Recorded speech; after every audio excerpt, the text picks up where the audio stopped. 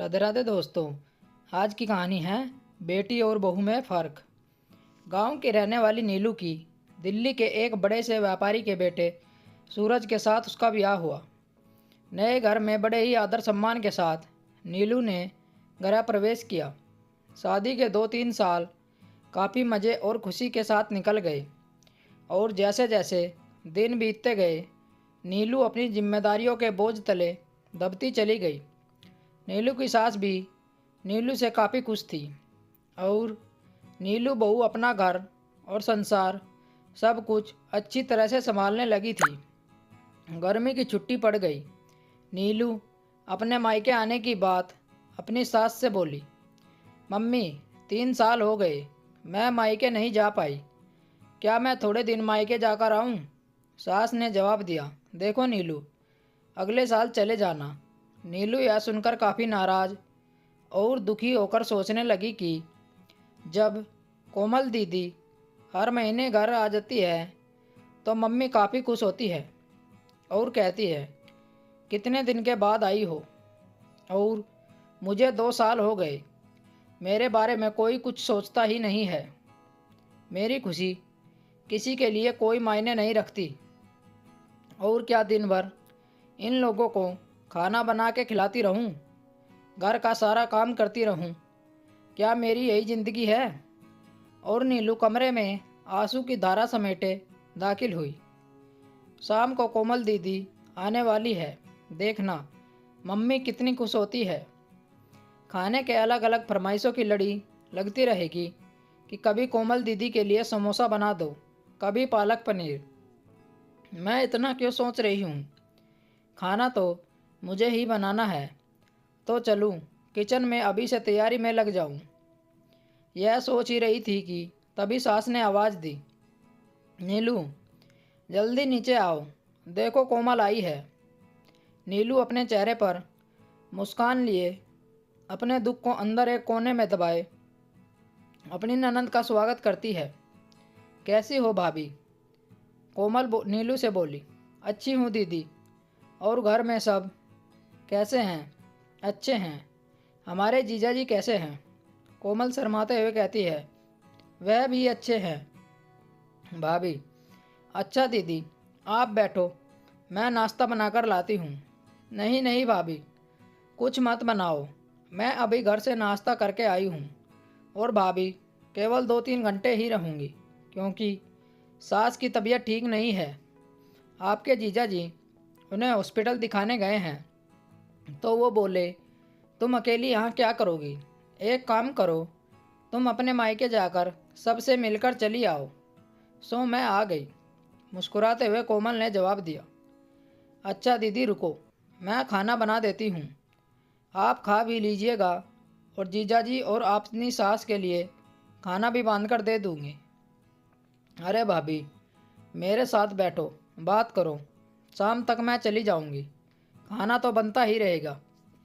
तभी नीलू की सास ने नीलू से कहा, तुम एक काम करो, कोमल के साथ बैठो, बातें करो, मैं कुछ बनाती हूँ। जी नहीं मम्मी, मैं बनाती हूँ, आप दीदी से बात कीजिए। तभी कोमल ने कहा, कोई बात नहीं, आप खाना बनाओ और मैं आपसे बातें करूँगी, थोड़ी मदद भी हो जाएगी, यह ठीक रहेगा, क्यों माँ? नीलू की सास बोली। यह भी सही है। नीलू और कोमल किचन में खाना प्रवेश करती है और काफ़ी देर तक हंसी मजाक करते करते खाना भी तैयार हो जाता है। कोमल खाना खाने के बाद शाम को अपने घर चली जाती है। रसोई को समेटकर रात को नीलू अपने कमरे में गई तो सूरज ने कहा, नीलू तुम काफ़ी थक गई हो, आराम कर लो। हाँ, मुझे आराम कहाँ है, तुम्हारी माँ तो बस यही चाहती है कि मैं अपने मायके ना जाऊँ। कोमल दीदी 1-2 घंटे के लिए आती है, लेकिन मिलकर तो जाती है, उसमें क्या, तुम भी चली जाओ नीलू, सूरज ने कहा। और देखो, नीलू दीदी भी कहाँ आ पाती है, जब जीजा जी अपनी माँ को डॉक्टर के पास दिखाने ले जाते हैं तभी मिलने आती है, तो इसका मतलब है मैं कभी नहीं जा सकती अपने मायके। ऐसा तो मैंने नहीं कहा नीलू, अच्छा, तुम शांत रहो, मैं कल माँ से बात करता हूँ। तुम अपने मायके चली जाना, ठीक है? तुम तो रहने दो। गुस्सा करते हुए नीलू सो जाती है। सुबह उठकर नीलू अपने काम में रोज की तरह लग जाती है। दोपहर में शर्मा आंटी नीलू की सास से मिलने आती है और काफ़ी देर तक बातें करती रहती है। तभी शर्मा आंटी नीलू की सास से पूछती है कि कोमल की माँ, ये बताओ कि बहू और बेटी में क्या फ़र्क समझती हो? नीलू इस सवाल के जवाब का इंतज़ार कर रही थी कि मम्मी जी का इस पर क्या जवाब होगा। नीलू की सास ने मुस्कुराते हुए बोला, बेटी कैसी भी हो पर वह मीठी होती है, बहू नमक की तरह नमकीन होती है। यह सुनते ही नीलू निराश होती है और उसका दिल भी काफ़ी दुखी हो जाता है। शर्मा आंटी चली जाती है। काफ़ी देर तक नीलू यह सोचती है कि मैंने मम्मी जी के साथ क्या बुरा किया है, मम्मी मेरे बारे में ऐसा क्यों सोचती है। और अब घर में निराश रहने लगती है। निराश नीलू को देखकर एक दिन नीलू की सास ने पूछा, नीलू यहाँ आओ, तुमसे कुछ किसी ने कहा है क्या, या सूरज ने कुछ बोला है? कुछ नहीं मम्मी जी। नीलू की आवाज़ में दर्द था। नीलू की सास ने उसे अपने पास बैठाकर पूछा, नहीं, तुम बताओ क्या हुआ है।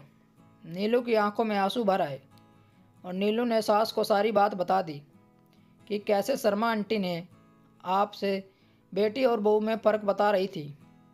ओह, तो यह सुनकर तुम नाराज़ हो गई? बस इतनी सी बात। अरे नीलू, मैंने कहा बेटी मीठी होती है। वह चाहे कितनी भी गलती करे, उसकी गलती नज़र ही नहीं आती है। वह गुड़ की तरह मुंह में घुल जाती है और खाने में अगर मीठा न हो तो कोई फ़र्क नहीं पड़ता है। और बहू नमक के समान इसलिए है क्योंकि खाने में अगर नमक न हो तो खाना बेस्वाद होता है। खाने में नमक मिलने पर हम जो खाना खाते हैं उसी समय नमक के हम कर्जदार बन जाते हैं। ठीक उसी तरह तुम मेरे लिए वही नमक हो। मैं अपने स्वार्थ के लिए तुम किसी कहीं नहीं जाने देती, क्योंकि तुम्हारे न रहने पर घर सूना सा लगता है। तुम इस घर को संभालती हो, इसलिए हम तुम्हारे कर्जदार हैं। नीलू सारी बात समझ जाती है और अपनी सास के गले लिपट कर रोने लगती है। शाम को सूरज जब घर आता है तो अपनी माँ से कहता है कि माँ, नीलू अपने मायके जाना चाहती हैं, एक दिन के लिए। नीलू तपाक से बोल उठी, नहीं, मुझे नहीं जाना है। मैं चली गई तो खाने में कोई स्वाद नहीं रहेगा। सूरज को कुछ समझ नहीं आ रहा कि कल रात मायके जाने के लिए मुझसे कह रही थी, अचानक से इसे क्या हो गया। सूरज सोचने लगा कि इन औरतों को समझना मर्दों के बस में नहीं है। नीलू की सास नीलू के सिर पर हाथ फेर रही थी और सूरज एक टक लगाकर नीलू और अपनी माँ को देख रहा था। स्टोरी को लेकर आपकी क्या राय है, नीचे कमेंट करके हमें ज़रूर बताएं।